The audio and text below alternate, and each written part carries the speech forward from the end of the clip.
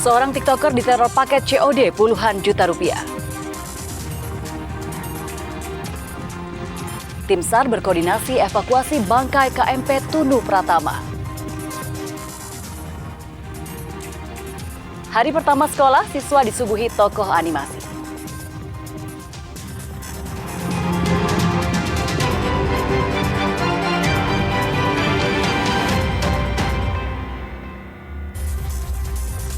Halo saudara, apa kabar Anda hari ini? Kompas Jatim kembali hadir ke hadapan Anda. Selain 3 informasi utama tadi, tim redaksi kami telah menyiapkan sejumlah informasi penting dan inspiratif lainnya untuk Anda. Bersama saya Virgianti Kusuma, kita jelang Kompas Jatim di Kompas TV independen terpercaya.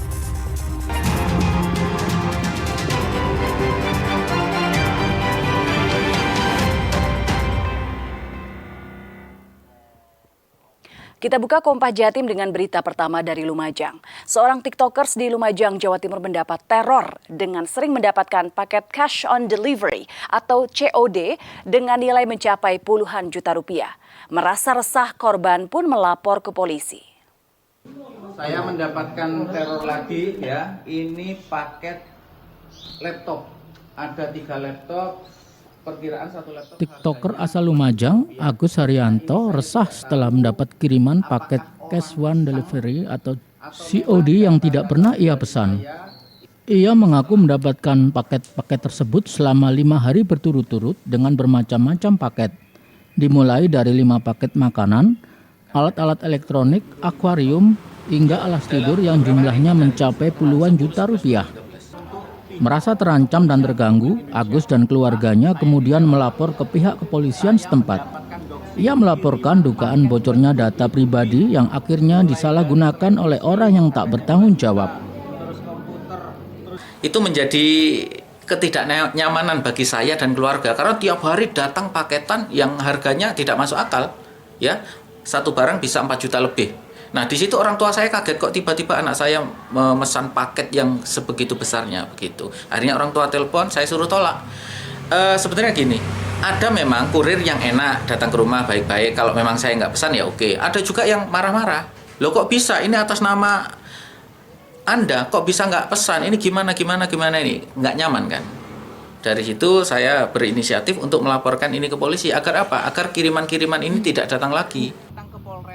Dari rentetan teror tersebut, Agus mengaku mendapatkan ancaman dari seseorang tidak dikenal untuk tidak melanjutkan membuat sejumlah konten yang dikenal sering mengkritik.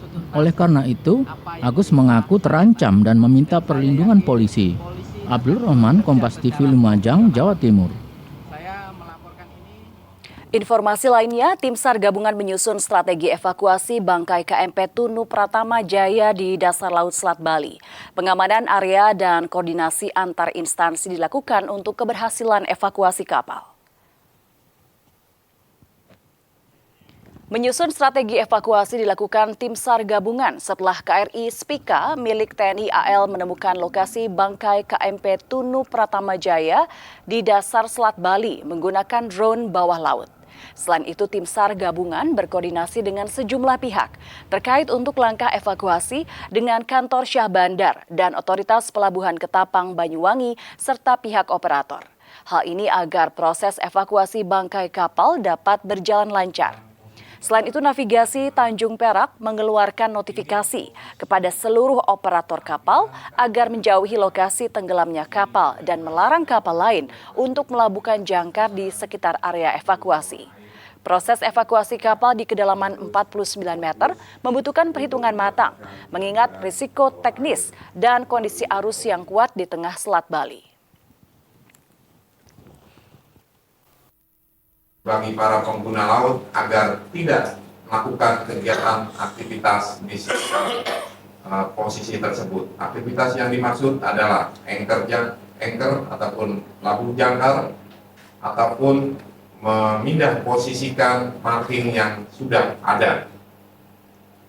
Dan selanjutnya Dinas Perhubungan terkait akan mengirim tim teknis untuk menyusun proses evakuasi dan salvage operation atau wreck removal kepada KM Tunu Pratama Jaya. Sebelumnya, Kementerian Perhubungan juga menerjunkan tim ahli dan tim teknis untuk membantu proses evakuasi bangkai KMP Tunu Pratama Jaya yang tenggelam di Selat Bali. Setelah visualisasi kapal berhasil diperoleh tim SAR bawah air TNI AL, langkah lanjutan ini untuk menjaga keselamatan pelayaran dan proses pengangkatan bangkai kapal sesuai prosedur. Tim ahli dan tim teknis dari Kementerian Perhubungan melalui Distrik Navigasi Tanjung Perak, Surabaya diterjunkan untuk melakukan pemasangan rambu di lokasi bangkai kapal agar tidak mengganggu lalu lintas pelayaran di Selat Bali. Selain itu, kedua tim ini mengkaji teknis pengangkatan bangkai KMP Tunu Pratama Jaya. Langkah ini membutuhkan koordinasi dengan berbagai pihak terkait dan sesuai prosedur dan standar operasional. Keberhasilan pengangkatan bangkai kapal tenggelam ini menjadi langkah strategis untuk proses investigasi lanjut insiden tenggelamnya KMP Tunu Pratama Jaya.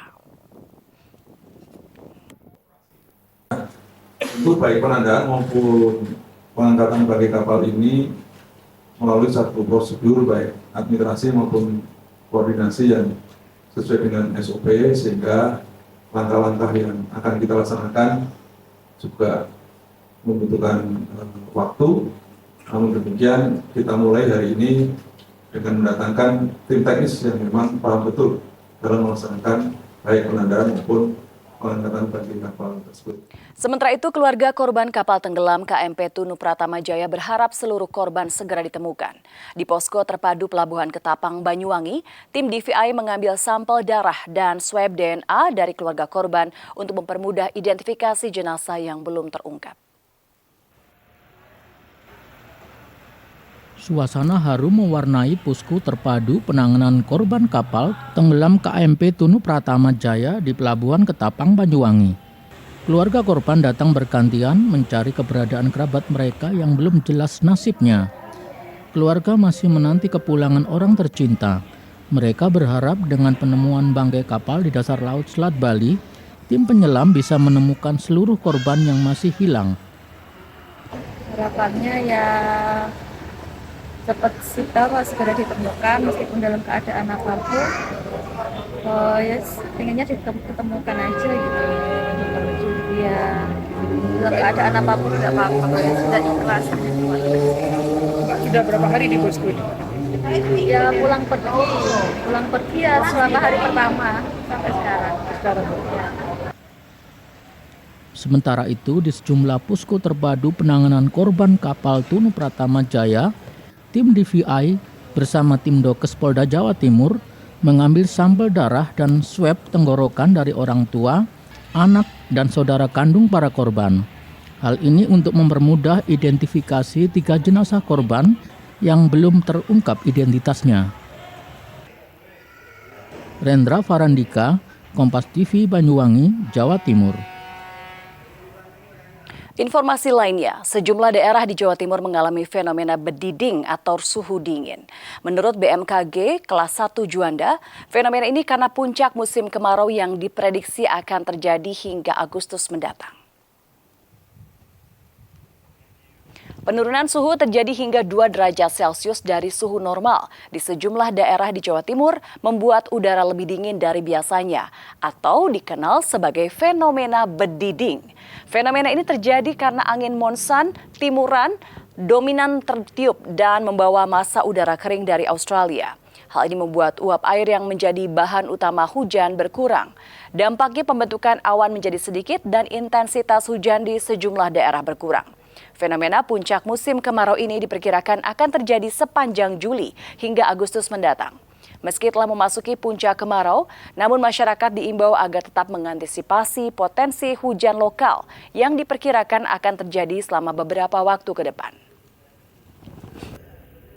Dari segi kesehatan, agar masyarakat lebih menjaga imun tubuhnya, ya, kesehatan tubuhnya, terutama yang bagi golongan masyarakat yang memang rentan terhadap suhu dingin seperti itu, karena memang masih diperkirakan berlangsung hingga Agustus di puncak musim kemarau. Kemudian juga masyarakat tetap kami himbau tetap waspada terhadap perubahan cuaca mendadak, di mana memang masih terdapat potensi hujan ringan sampai sedang di musim kemarau ini. Wakil Menteri Pertanian Republik Indonesia Sudaryono mengungkapkan swasembada pangan bergantung pada ketersediaan bibit unggul, pupuk di samping saluran irigasi yang baik. Selain itu, petani membutuhkan asuransi pertanian sebagai antisipasi mengurangi kerugian saat gagal panen. Hal tersebut disampaikan Wakil Menteri Pertanian Sudaryono saat panen raya padi di Desa Sukamakmur, Kecamatan Ajung, Jember. Ketersediaan bibit unggul dan pupuk merupakan hal yang penting untuk meningkatkan hasil panen petani serta sistem saluran irigasi untuk menunjang kesuburan tanaman agar hasil panen maksimal. Terpenuhinya aspek tersebut dapat menaikkan produksi dalam setahun, yakni 3 kali panen padi dalam 1 tahun di Kabupaten Jember yang merupakan salah satu lumbung dalam mewujudkan swasembada pangan. Selain itu, petani juga membutuhkan asuransi pertanian sebagai antisipasi mengurangi kerugian saat gagal panen, termasuk untuk memenuhi kebutuhan peralatan pertanian. Ini menaikkan produksi dengan cara 2. Yang pertama, yield dalam 1 hektar supaya naik. Apa yang diperlukan berarti perlu bibit bagus, irigasi, pupuk dan seterusnya dipenuhi. Ini semua sudah dipenuhi oleh pemerintah supaya petani itu kerjanya enak gitu. Itu produk. Yang kedua adalah dengan cara menaikkan produksi dalam setahun. Jadi sawah sing podo kuwi sing maune ditanduri meng pisan setahun piye carane bisa panen lebih dari sekali, bisa 2 kali, syukur-syukur bisa 3 kali. Kita berharap sih 3 kali panen lah. Ada beberapa faktor yang misalkan tadi disebutkan bahwa asuransi pertanian itu memang butuh support dari pemerintah. Yang pertama itu, yang kedua kaitan dengan sarana prasarana seperti saluran irigasi dan mungkin butuh juga alsintan. Hari pertama sekolah, siswa disuguhi tokoh animasi. Nantikan informasi selengkapnya usai jeda berikut. Tetaplah bersama kami di Kompas Jatim.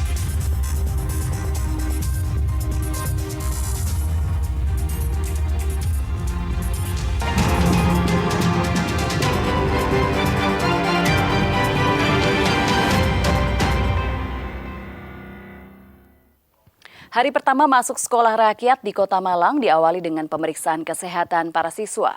Selain itu, mereka juga diajak mengenal lingkungan sekolah yang baru.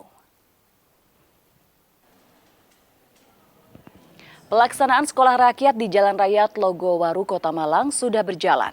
Di hari pertama masuk sekolah, para siswa menjalani serangkaian pemeriksaan kesehatan, mulai dari pemeriksaan darah, gigi, hingga mata. Pemeriksaan dilakukan untuk melihat kondisi kesehatan siswa sebelum masuk sekolah dan tinggal di asrama secara mandiri. Kepala Sekolah Rakyat Rida Afrilia Santi bilang sekolah rakyat di Tlogowaru ini diikuti 100 siswa kelas 7 tingkat SMP. Sejak masa pengenalan lingkungan sekolah, MPLS, para siswa langsung tinggal di asrama. Selain guru, pihak sekolah juga sudah menyiapkan wali asuh dan wali asrama untuk mengawasi keamanan dan kenyamanan siswa di sekolah rakyat dan asrama. Di sini total berapa siswa sih di sini? Total 100 siswa tingkat SMP. Hari ini langsung nginep, Bu? Hari ini langsung nginep. Mereka langsung ke asrama. Persiapannya nginep sudah selesai? Sudah selesai, sudah lengkap semuanya. Kami insya Allah sudah memadai. Dalam prosesnya nanti ada beberapa fasilitas pendukung lain yang sedang proses kami terima. Biar mandiri. Biar mandiri. Ya. Sebelumnya pernah daftar di SMP lain. Sebenarnya mau di SMP 10. Kenapa? Tapi ya di sini. Alasannya apa banyak teman di sini? Ya ada teman yang di sini. Satu kampung. Enggak. Ya satu dekat rumah ada yang di sini. Hari pertama masa pengenalan lingkungan sekolah di SD Negeri Pakis 8 Surabaya disambut antusias oleh para siswa. Saat mengenalkan lingkungan, pihak sekolah menghadirkan karakter animasi mulai dari Spider-Man hingga Minion. Tujuannya agar siswa tidak bosan selama mengikuti MPLS. Hari pertama masa pengenalan lingkungan sekolah MPLS di SD Negeri Pakis 8 Surabaya dimulai pukul 6.40 WIB pagi. MPLS dibuka di ruang kelas siswa. Setelah berkumpul di ruang kelas, siswa diajak ke lapangan untuk apel pagi. Agar tidak bosan, pihak sekolah juga menghadirkan karakter animasi anak-anak, mulai dari Spider-Man hingga Minion. Hadirnya karakter ini disambut antusias para siswa. Di hari pertama MPLS, para orang tua diperbolehkan mengantar putra-putrinya hingga ke tempat duduk di ruang kelas. Beberapa dari orang tua bahkan mengajukan cuti agar bisa mengantar anak-anaknya di hari pertama MPLS. Maksudnya tadi aku datang jam 06.40, maksudnya pesanan 50. Tapi kalau misalkan secara atribut, kelengkapan untuk kemudian sekolah, susah nggak sih Mbak? Kalau susah nggak, karena waktu MPLS kan 5 hari, jadi pakainya baju gitu. Jadi kita persiapannya mungkin topi, jadi topi kita disuruh buat kreatif. Kita sambil masing-masing. Ini boleh nganter sampai jam berapa kira-kira? Sampai jam 9, karena jam 9 lanjut ada rapat ini wali murid. Ini Mbaknya memang sengaja cuti karena nganterin ini? Iya. Cuti kerja ya? Iya. Masa pengenalan lingkungan sekolah atau MPLS di SD Negeri Pakis 8 Surabaya digelar selama 5 hari ke depan. Hal ini bertujuan untuk membantu siswa baru beradaptasi dengan lingkungan sekolah, menumbuhkan motivasi dan semangat belajar, serta mengembangkan interaksi positif antar siswa dan warga sekolah. Tim Liputan Kompas TV Surabaya, Jawa Timur. Jasa penjahit seragam sekolah sehari jadi di Jember ramai orderan. Hasil jahitan seragam lebih cepat dan sesuai ukuran pemesan membuat banyak peminat, meski harga seragam sekolah jadi yang ditawarkan market online lebih murah. Tahun ajaran baru membuat jasa penjahit seragam sekolah sehari jadi milik Eni Fitrianingsih di Desa Pancakarya, Kecamatan Ajung, Jember, ramai orderan. Meningkatnya order menjahit seragam sekolah ini naik hingga 15 setel seragam tiap hari. Jasa jahit miliknya memberikan layanan 1 setel seragam selesai dalam sehari dengan ongkos Rp150.000 untuk segala jenis seragam. Banyaknya orderan membuat Eni Fitrianingsih menambah 2 karyawan yang bekerja dari jam 8 pagi hingga jam 6 sore. Bahkan bersama 4 karyawannya, tak jarang terpaksa bekerja lembur hingga malam hari untuk menyelesaikan pesanan. Alhamdulillah melesat sekitar paling enggak 100%. Kalau hari-hari biasa kan paling enggak kan 2-3 potong. Sekarang melebihi kemampuan kita yang kerja sampai 15 kali, 15 potong yang kita kerjakan. Para pelanggan lebih memilih menggunakan jasa jahit sehari jadi karena lebih cepat dan sesuai ukuran pemakainya, meski ongkos relatif lebih mahal. Kain untuk membuat seragam sekolah ini didapatkan siswa dari sekolah. Kadang kalau beli jadi kan nggak pas ukurannya, kadang nggak cocok. Terus kalau jahit itu kan jadi nyaman anaknya yang pakai buat sekolah. Diukur gitu ya? Iya, diukur. Kalau biayanya gimana Mbak? Kalau biayanya memang relatif lebih mahal biaya jahitnya. Tapi nanti kan ukurannya lebih pas Mas, lebih nyaman dipakainya untuk anak sekolah. Kualitas jahitan seragam sekolah membuat jasa usaha jahit ini mampu bersaing meski harga jual seragam jadi yang ditawarkan market online lebih murah. Ernawan Mustika, Kompas TV Jember, Jawa Timur. Saudara Menteri Koordinator Pembangunan Manusia dan Kebudayaan Menko PMK Pratikno tinjau pelaksanaan program pemeriksaan kesehatan gratis PKG di Ponpes Kediri. Pemeriksaan ini dilakukan untuk memastikan program di Ponpes ini telah berjalan. Hasil pemeriksaan terhadap para santri diketahui mayoritas santri memiliki permasalahan kesehatan pada mata dan gigi. Selain menyasar para santri, program PKG ini juga dilakukan pada pelajar yang dimulai pada awal Juli. Program ini digelar untuk mengantisipasi sejak dini penyakit pada pelajar maupun santri.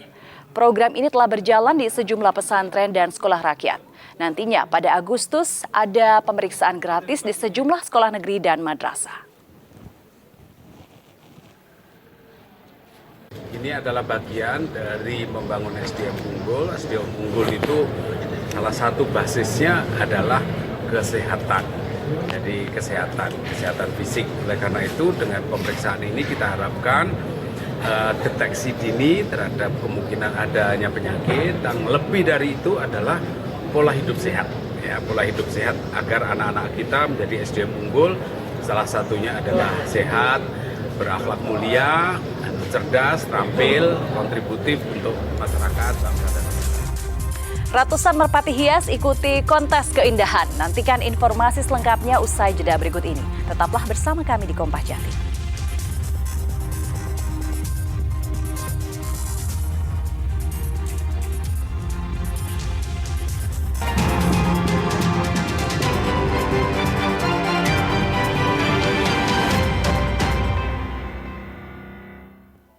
Saudara, ratusan merpati hias berbagai jenis tampil mempesona dalam sebuah kontes merpati hias.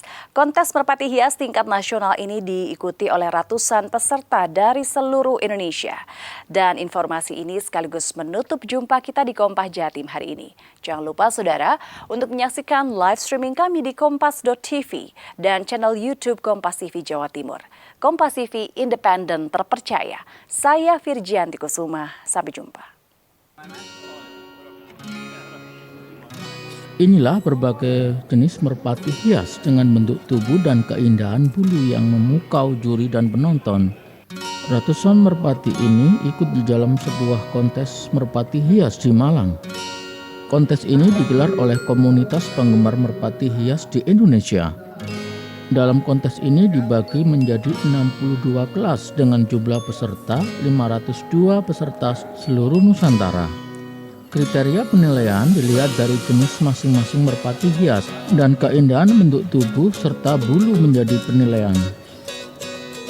Merpati di dalam kontes ini sebagian besar adalah didatangkan dari luar negeri, maka tak heran jika bentuk merpati sangat beragam dan jarang ditemukan.